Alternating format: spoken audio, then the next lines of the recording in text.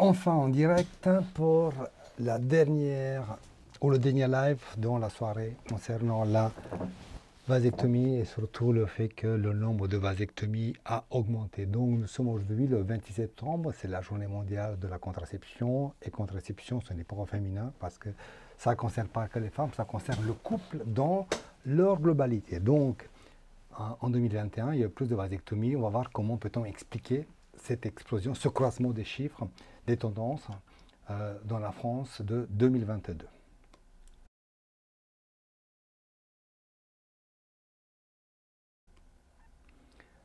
Si je devais résumer avec une seule possibilité, cette augmentation du nombre de vasectomies, c'est lié au fait que les hommes sont enfin prêts à assumer leur part de responsabilité dans la contraception du couple, essentiellement par un sentiment amoureux.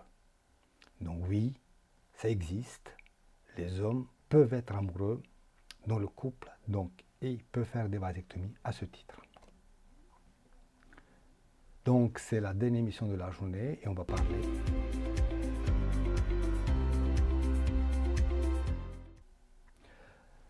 Bonsoir à tous, hi guys, bienvenue sur dernière de la journée sur cette journée mondiale de la contraception du couple. Parce que la contraception, ce n'est pas que au féminin. Parce qu'il existe plusieurs méthodes. Il y a la méthode hormonale par la testostérone qui va bloquer la production de spermatozoïdes. Il y a la méthode thermique quand le slip contraceptif ou l'androswitch qui est encore à l'étude, donc qui va être étudié prochainement. Et on a la vasectomie, les méthodes mécaniques qui ne vont pas interférer avec la production de spermatozoïdes, mais qui vont juste empêcher que les spermatozoïdes arrivent à rejoindre le sperme liquide séminal.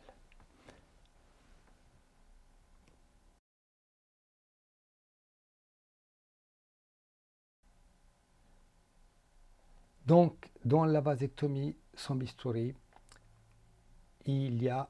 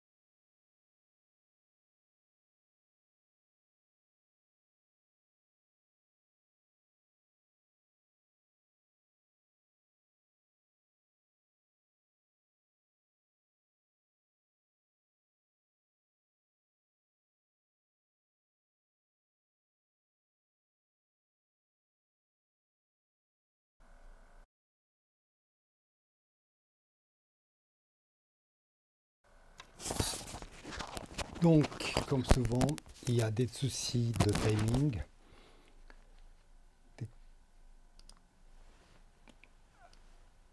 et des problèmes techniques. Donc, on était au nombre de vasectomies. Donc, qu'est-ce qui se passe? Donc, on a les chiffres qui datent de 2010 et du 2021. On voit sur les courbes à côté que le nombre de vasectomies entre 2010 et 2021 a augmenté près de 10 voire 11%.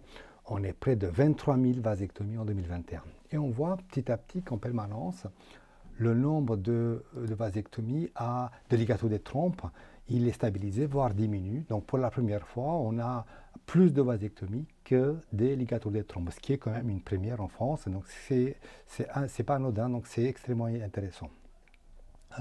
Donc, tac, hop. Comment peut-on expliquer ce nombre cette augmentation du nombre de vasectomies? Il y a trois explications possibles que l'on peut avoir.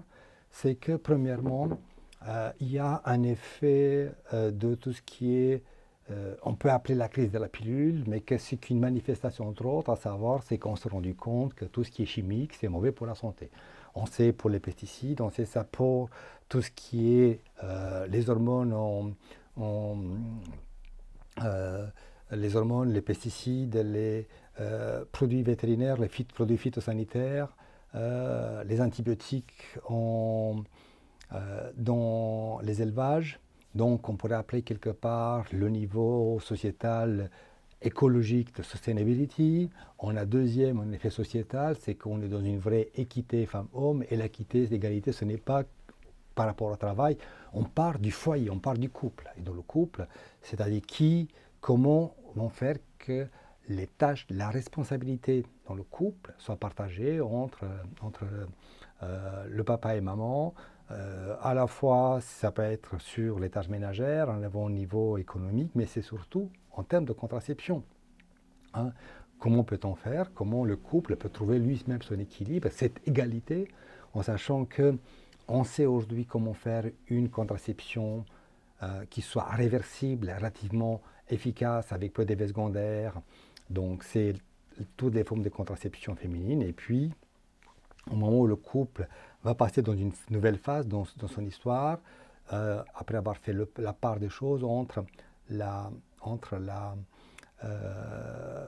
tout ce qui est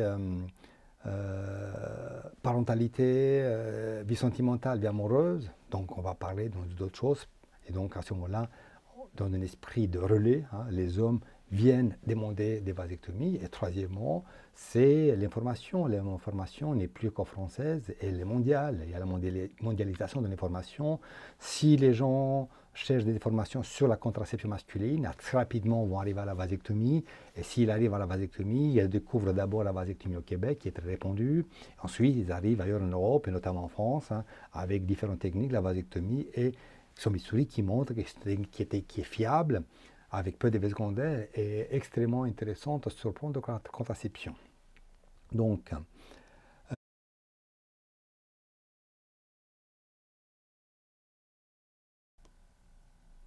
ce qu'il faut retenir, à l'époque où on entend des voix par-ci par-là sur la contraception masculine, aujourd'hui elle existe.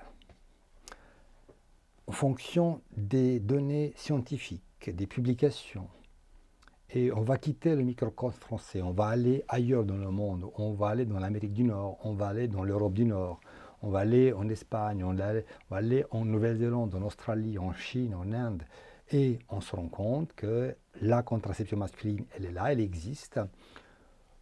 On suppose, on n'a pas des chiffres exacts, mais on croit savoir qu'il y a plus de 100 millions d'hommes qui ont bénéficié de vasectomie contraceptive et que cette contraception n'a aucun effet d'ordre sexuel.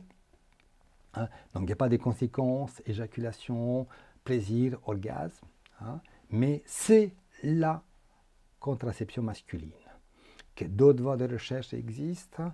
On travaille en Inde sur la méthode Rizug, qui est une contraception différentielle qui est réversible. Il y a le vasalgel, c'est-à-dire on va injecter un gel dans les canaux différents. Il y a des techniques nouvelles comme les techniques médicamenteuses non hormonales pour lesquelles il y a eu un engouement il y a quelques mois par une molécule qui empêcherait les spermatozoïdes d'atteindre leur capacité de fécondation. Donc il y a de la recherche, mais en attendant ça, en attendant qu'on a des produits, on a des techniques qui ont fait preuve de l'innocuité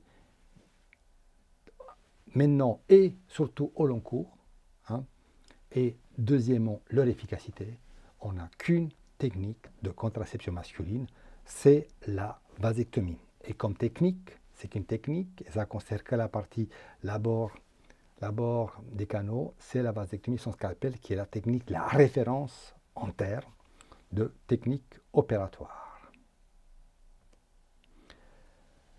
J'espère que cette dernière émission vous a permis d'avoir une image plus globale sur la vasectomie. Si vous aimez ce type de live, pensez à vous abonner à la technique, à la chaîne YouTube Encyclopénis.